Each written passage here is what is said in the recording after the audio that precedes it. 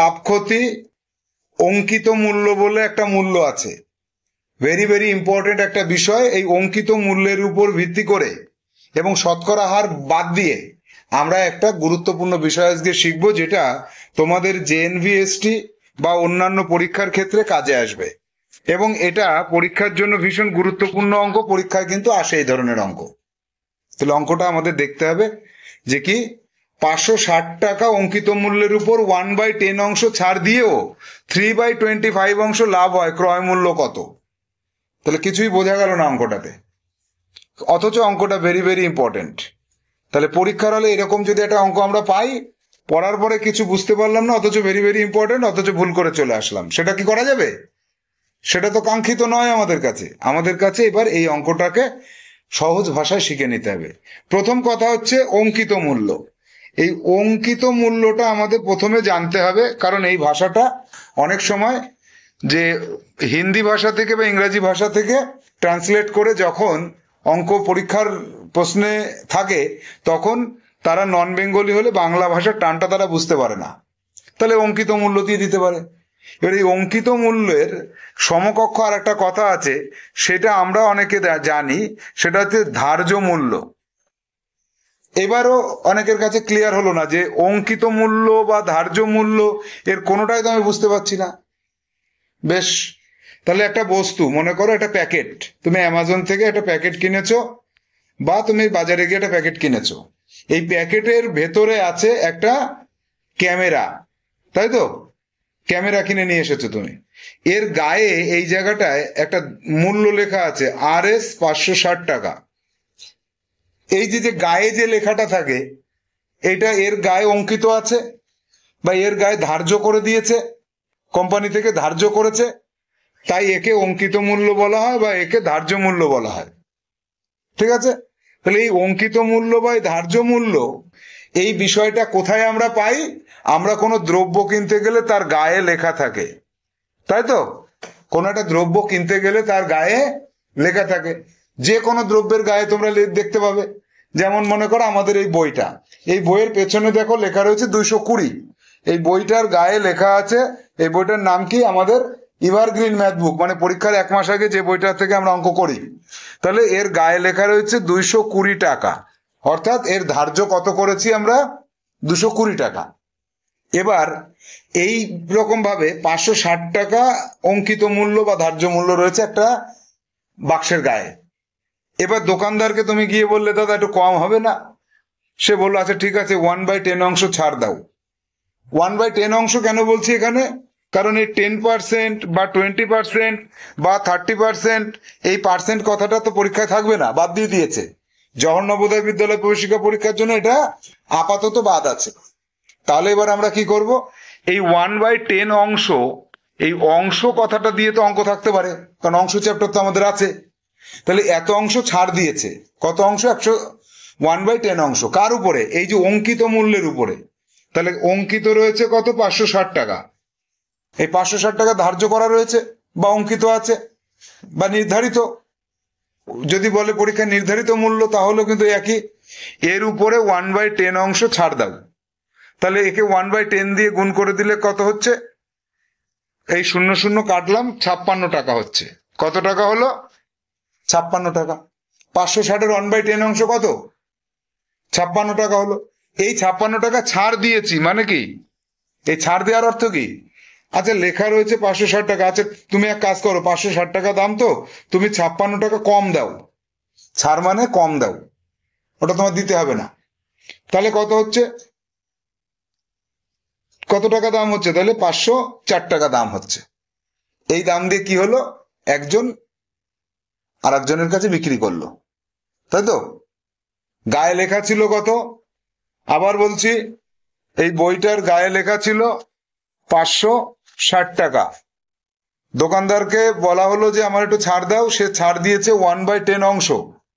তাতে করে সে দোকানদার বিক্রি করলো কত টাকায়? বিক্রি করলো 560-এর থেকে 56 টাকা কমে বিক্রি করলো, 504 টাকায় বিক্রি করলো। তাহলে এই বইটার বিক্রয় মূল্য এখন কত হলো? 504 টাকা। কত হলো?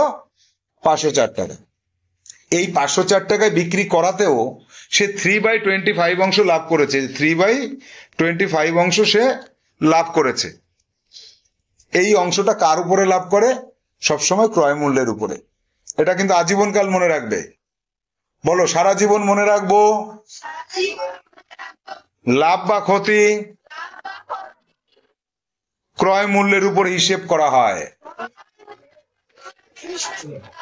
বেশ, তাহলে এই যে ক্রয় মূল্য কত আমি জানি না, জানো তুমি? জানো না তো, তুমি বিক্রয় মূল্যটা জেনেছো, আর লাভ হয়েছে 3/25 অংশ, এটাও জেনেছো। ক্রয় মূল্য কি জানতে পেরেছো? জানতে পারোনি। তাহলে ক্রয় মূল্য ধরে নিতে হবে। ধরি ক্রয় মূল্য কত? ক্রয় মূল্য সমান সমান এক্স টাকা। কত? এক্স টাকা। তাহলে লাভটা কত করেছো তুমি? এক্স ইন্টু 3/25, 25 অংশ, 3/25 অংশ লাভ করেছো না? তাহলে এক্স ইন্টু 3/25 এত টাকা লাভ করেছি।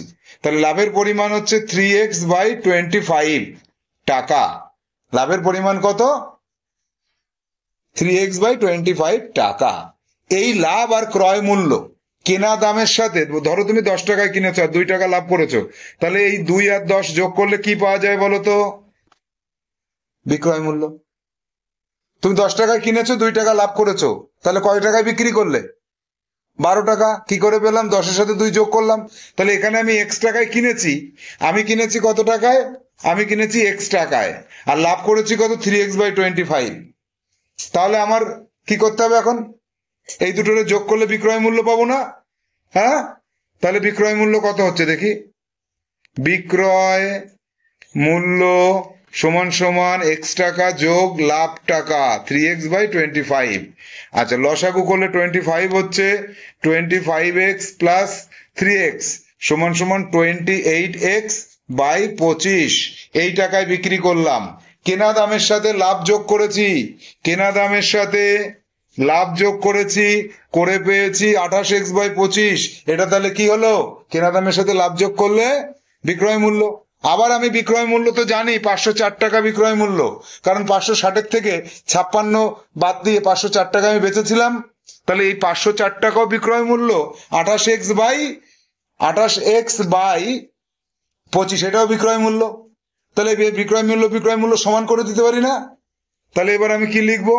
এবার আমি লিখবো যে 28x/25 সমান সমান 504। x সমান সমান 504, 25 ভাগ আছে, গুণ হয়ে যাবে 28, গুণ আছে ভাগ হয়ে যাবে। এবার 504কে আমাদের কি করতে হবে? 28 দিয়ে ভাগ করতে হবে। ভাগ করলে কি মেলে কিনা দেখি তো।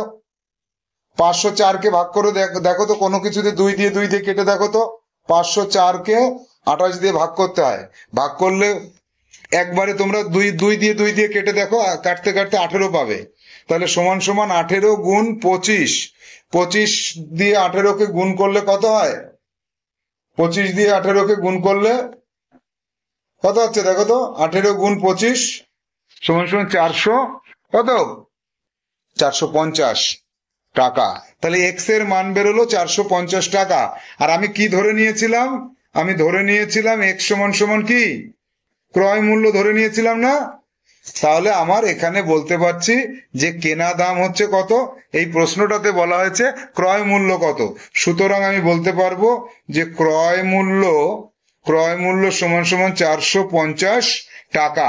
এবার আমাকে একটা হিসাব করে দেখতে হবে অঙ্কটা সঠিক হলো না ভুল হলো। দেখো, 450 টাকা যদি আমার কেনা দাম থাকে আর আমি বিক্রি করেছি 504 টাকা, তাহলে 450কে 504 থেকে বিয়োগ করো, কত হচ্ছে? 54 টাকা হচ্ছে। কত টাকা হচ্ছে? 54। এই 54 টাকা কি 3/25 অংশ কিনা দেখি কেনা দামের। তাহলে 54 যত বাই যার মধ্যে 504, 54/504, একে দেখো তো কত দিয়ে ভাগ করা যায়? 18 দিয়ে ভাগ করা যায়। একটু আগে আমরা 18 দিয়ে ভাগ করেছিলাম। তাহলে 18 দিয়ে ভাগ করলে 3 18 54, 18 গুণ 25 করে 450 পেয়েছিলাম। এই সরি 450 টাকায় কিনেছি তো আমি। তাহলে 54/450, 450কে 18-র সাথে গুণ করে কত পেয়েছিলাম? 25 গুণ করে। আর 54কে 18 দিয়ে ভাগ করলে 3 হয়। তাহলে 3/25 অংশ। তাহলে এই 54 টাকা 450 টাকার যদি 3/25 অংশ হয় তাহলে আমার অঙ্ক ঠিক হয়েছে, কারণ আমার লাভ হয়েছে 3/25 অংশ। তাহলে আমি বলতে পারছি যে আমার ক্রয় মূল্য 450 টাকা, অঙ্কটা একদম সঠিক হয়েছে। যদি পরীক্ষায় এই ধরনের অঙ্ক আসে যে অঙ্কিত মূল্যের উপর এত অংশ ছাড় দিলাম, লাভ হলো এত অংশ, তাহলে ক্রয় মূল্য কত, এই ধরনের অঙ্ক আসলে আশা করি 100% তোমার আর কোনো ভুল হবে না। আর এই যে সমস্যাটি হলো, এই সমস্যার ডেসক্রিপশন বক্সে এরকম আরো 5টি অঙ্ক আমি দিয়ে দিচ্ছি, সেটা তোমাদের HW থাকবে। HWটা কমপ্লিট করে নির্দিষ্ট সময় জমা করবে। এই অঙ্ক কি আর ভুল হবে কারুর? তাহলে আমরা পরবর্তী ক্লাসে আবার অন্য অঙ্ক নিয়ে আসবো। টাটা।